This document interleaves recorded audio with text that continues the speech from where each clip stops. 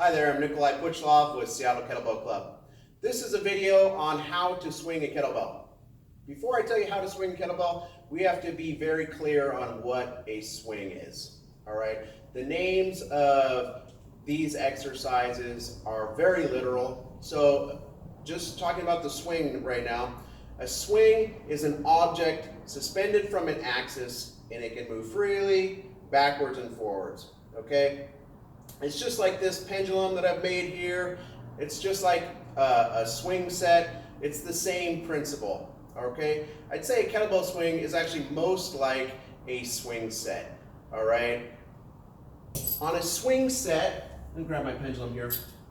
We have, imagine you're a small child and you're at the playground and you don't have any friends or parents with you. And so you hop on that swing, and this is you at the bottom of this pendulum here, sitting on the seat of the swing, and you don't have anybody with you, so you have to cause yourself to swing. What do? Well, you pump your legs, right? You pump your legs, which shifts your body weight, okay? And then you can cause yourself to swing by gradually building up the momentum, okay? And that's all you do with a kettlebell swing. You can cause a kettlebell to swing simply by shifting your body weight.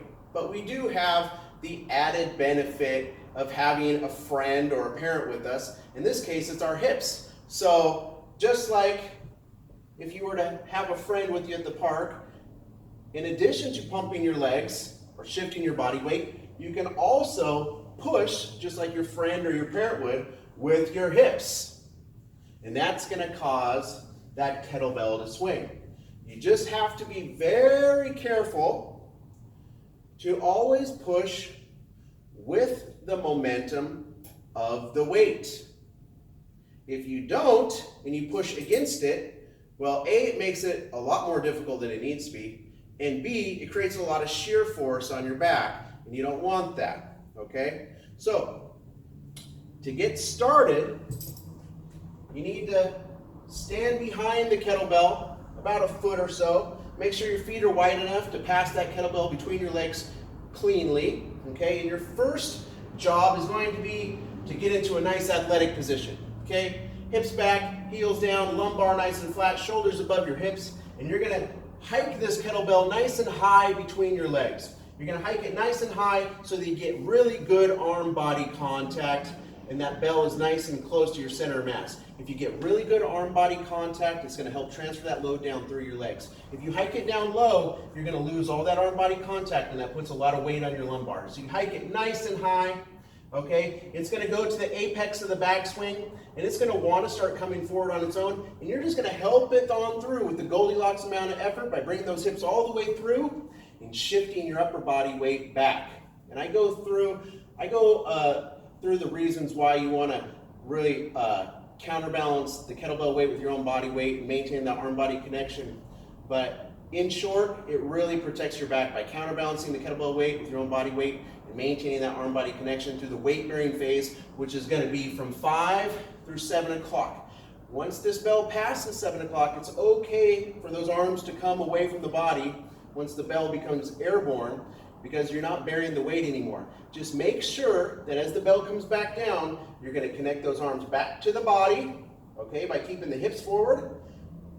Let the weight compress you, absorb the weight with the legs, and then you're going to transfer that kettlebell weight back into the backswing. So here it's going to go. I'm going to hike it into the backswing, back to 5 o'clock, bring those hips through, shift my upper body weight back, and that bell will just swing on up to about, I don't know, chest height, or as high as I want it to, really. I'm being very careful to make sure I get arm-body connection before I start to hinge. And I'm counterbalancing the kettlebell weight appropriately. The number one mistake all beginners make when they first start swinging a kettlebell is after the bell comes up, and they lose the arm-body connection because the bell is airborne, and the bell starts to come down, they anticipate and they bend over too soon. They lose all that arm-body contact, and you can try it by yourself without any momentum. You're going to feel that lumbar pressure. The quick fix, once that bell starts coming down, bring the hips up and the arms into the body and let that weight compress your body and compress your legs, and use the legs to absorb the weight and not your back. I hope this tip has been helpful. I wish you much success in your kettlebell endeavors. Please like and subscribe my channel if you want to see more tips on how to use kettlebells correctly. I'm Nikolai with Seattle Kettlebell Club. Take care.